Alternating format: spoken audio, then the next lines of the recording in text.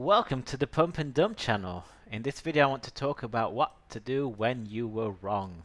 Of course the obvious answer is make the right decision now, because we are in the now. We can't make decisions in the future or in the past and change where we are at or where we will be. We don't know.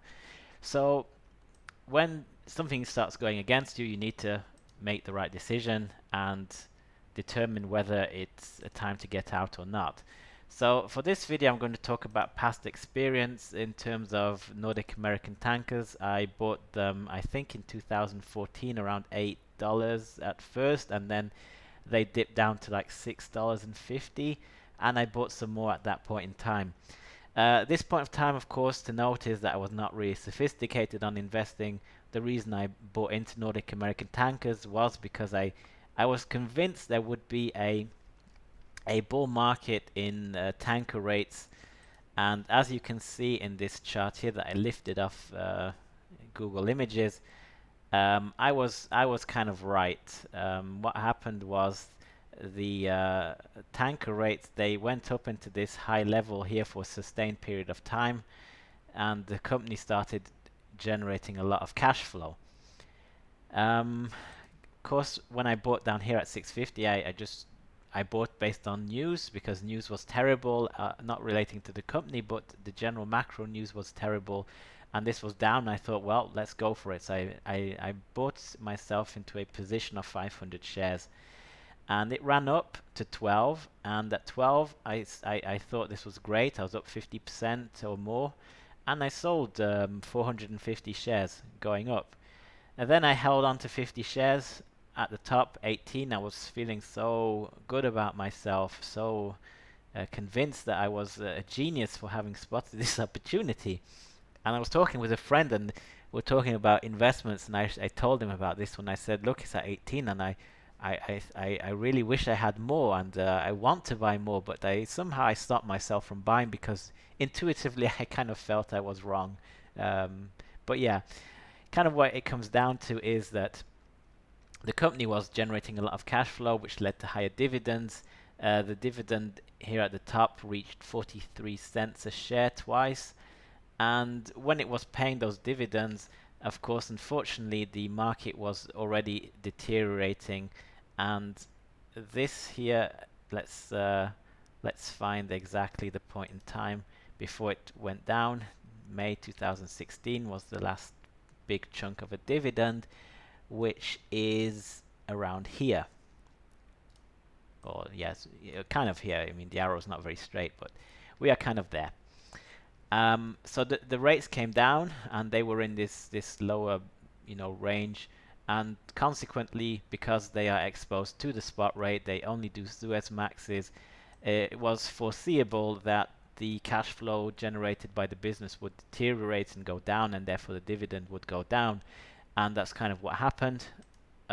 We see that from here down to here, it went down 50%.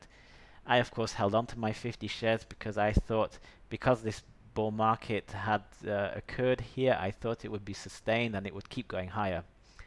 And of course I didn't want to buy in at $18 a share.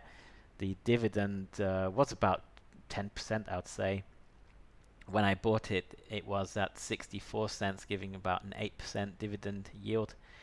Yeah, and up here, what happened was we came down to this lower bound, and then we went down to here, where the rates were completely in the toilet, and that led to the stock keep falling down all the way down to $2 a share. And I went over it, not yesterday, but last year. I went over the company's valuation. I put in some work to value it properly, and I concluded that at this point in time, $2, it was around the fair value. I looked back and I saw that on each of these points here, it was overvalued. All the way from here down to here, it was overvalued. So what happened is that I had $900 worth of stock up here at the peak, and it went down to a value of 100. So I gave $800 back to the stock market. Of course, it fell below my initial purchase price, and that was kind of a devastating experience. But having looked back at it, I know that now, had I been here and analyzed it properly, I would have concluded that it was a sell, and I would have sold it, and I would have been happy. I probably would have also sold it here at 13, but that doesn't really change.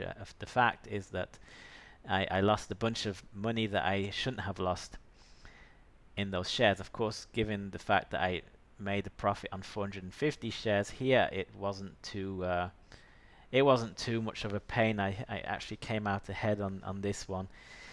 So yeah, this is kind of where it's at. That's why I'm making this video, is because I just put one out about Dynagas where I had a big win. Very happy about the win, but I thought I'll just balance it by showing a kick in the teeth that I took. And Antero Resources, the price just keeps falling, the natural gas price keeps falling. I decided to sell another 100 at 379. That was about here. I sold them again, 100 shares, because I looked at the valuation. I determined that it should be much lower, and we can see the price is kind of following suit. And the question is here now whether I should buy more or not. And based on my valuation, the answer is no. So we will see what happens with Antero Resources.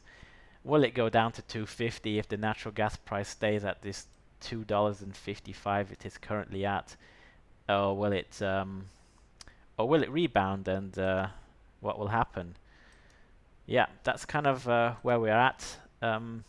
Often I've seen this, that the share price, just as in Nordic American Tankers, it builds up in a bull run or a short big move up, and then it stays there for a while because the technical traders want to trade this this range here, this support and this resistance. And when the value is, even though the value is in the toilet and down, they want to trade it there, and eventually the big boys, they sell out of what they have, and there is no more bid, and it just disappears, and the value, it's destroyed. The people who hold on to it, who can't get out, they have to take bigger and bigger losses as times go on.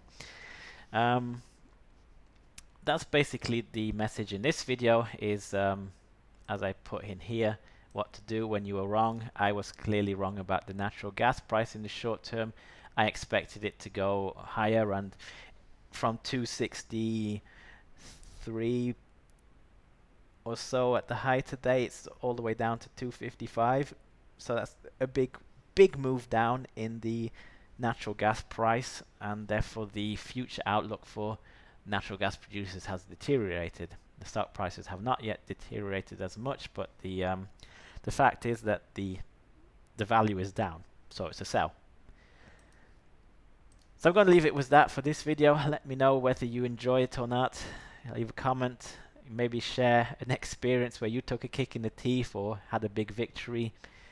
Gonna leave it with that. Subscribe if you want to be notified in the future, and have a good day.